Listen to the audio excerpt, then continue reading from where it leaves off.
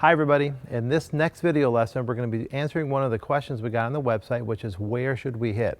And this is really an important video. I want to share it with you. I believe there's tons of value in hitting cross court, so I'm going to call this the value of cross court. I'm going to kind of show you what I mean by this and a little breakthrough in my teaching that kind of help people understand it.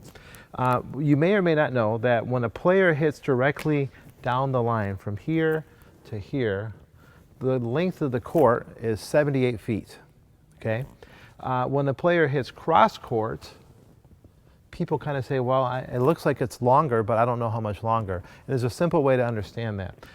The court from here to here is 78, and from here to here is 82.5 feet. Now, that's 4.5 extra feet. So here's one way to remember that. The alley in tennis is exactly 4.5 feet. So if you could imagine having that much more space, if you stand in the alley, people think it's 3 feet, but if you stand in it, you realize that's a pretty good sized area. So here's what I mean about value of hitting cross court. Now, if you hit cross court, you pick up a bunch of little, advantages. Number one, you're going to be crossing over the lower part of the net. Number two, you get that many feet instead of that, so it's easier.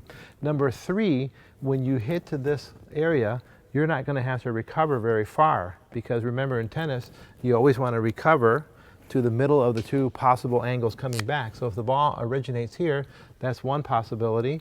This is the other possibility. And if I go right through the middle of that, you'll see it's actually on this side, so I don't have to go very far. As soon as I decide to hit down the line, now I have to scoot all the way over to this side. It's more footwork for me. And there's one of my favorite phrases. People often out-hit their own recovery in tennis because they're trying to go down the line too often. So we've had this, this is not new to me. Obviously, this is just geometrics. Everybody can figure it out. But for years and years of teaching, I couldn't quite get my players to understand the real value of hitting cross court until I did one thing.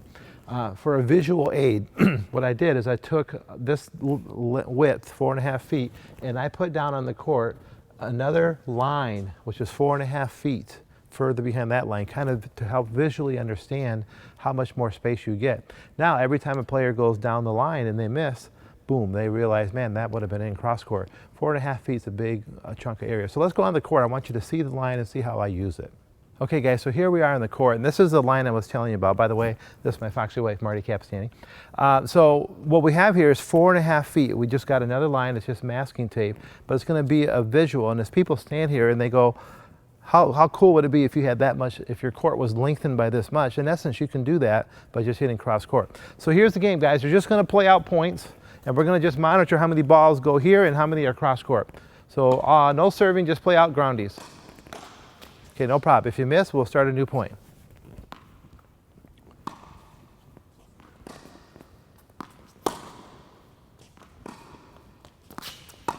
Nice carver.